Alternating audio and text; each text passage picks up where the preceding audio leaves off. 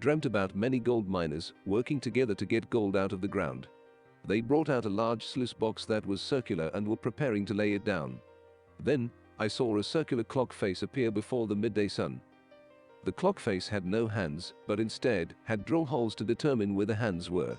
I saw 2 sets of drill holes. One set was over the 1 and the other set were over the 8, and so it was 1:40 p.m. Next, the dream took me somewhere else. Now I was at a football game. It was a halftime show and many people there were cheering. And so, the game was halfway done. I awoke and then fell back asleep once more. I dreamt again. This time, I saw a pocket watch. Its clock face opened up, exposing all its gears. Then, out of its gears fell out many small grains. Quickly these grains were pulled back into the pocket watch with its lid closing shut over it. After that, I saw a bright door like a sunset, standing alone in the darkness, slowly closing. There were a few gold flakes lying on the floor that had been left behind. Immediately, they were all pulled into the door at the last second, disappearing with the light altogether. And soon, the dream ended. Isaiah 61:5, Arise, shine, for your light has come, and the glory of the Lord is risen upon you. For behold, the darkness shall cover the earth, and deep darkness the people, but the Lord will arise over you, and his glory will be seen upon you. The Gentiles shall come to your light, and kings to the brightness of your rising. Lift up your eyes all around, and see. They all gather together, they come to you. Your sons shall come from afar, and your daughters shall be nursed at your side. Then you shall see and become radiant, and your heart shall swell with joy, because the abundance of the sea shall be turned to you, the wealth of the Gentiles shall come to you. Matthew 13:36-43. Then Jesus sent the multitude away, and went into the house. And his disciples came unto him, saying, Declare unto us the parable of the tares of the field. He answered and said unto them, He that soweth the good seed is the Son of Man. The field is the world. The good seed are the children of the kingdom, but the tares are the children of the wicked one. The enemy that sowed them is the devil. The harvest is the end of the world, and the reapers are the angels. As therefore the tares are gathered and burned in the fire, so shall it be in the end of this world.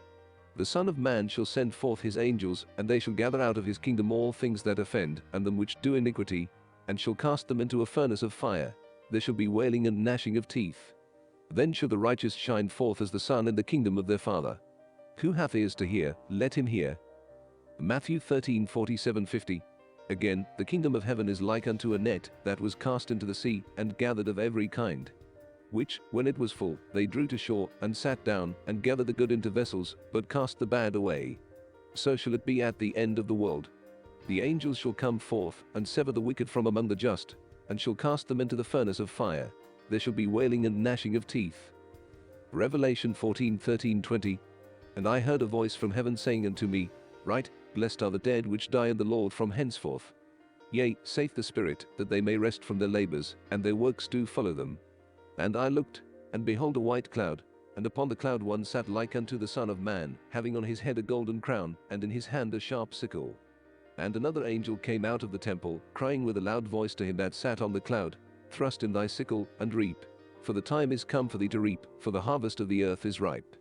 And he that sat on the cloud thrust in his sickle on the earth, and the earth was reaped. And another angel came out of the temple which is in heaven, he also having a sharp sickle. And another angel came out from the altar, which had power over fire, and cried with a loud cry to him that had the sharp sickle, saying, Thrust in thy sharp sickle, and gather the clusters of the vine of the earth, for her grapes are fully ripe. And the angel thrust in his sickle into the earth, and gathered the vine of the earth, and cast it into the great winepress of the wrath of God.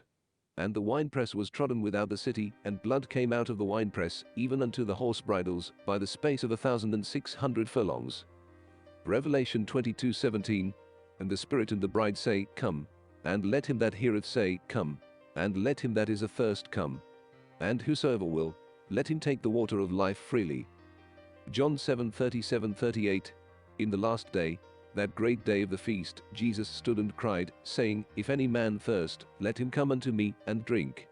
He that believeth on me, as the scripture hath said, out of his belly shall flow rivers of living water.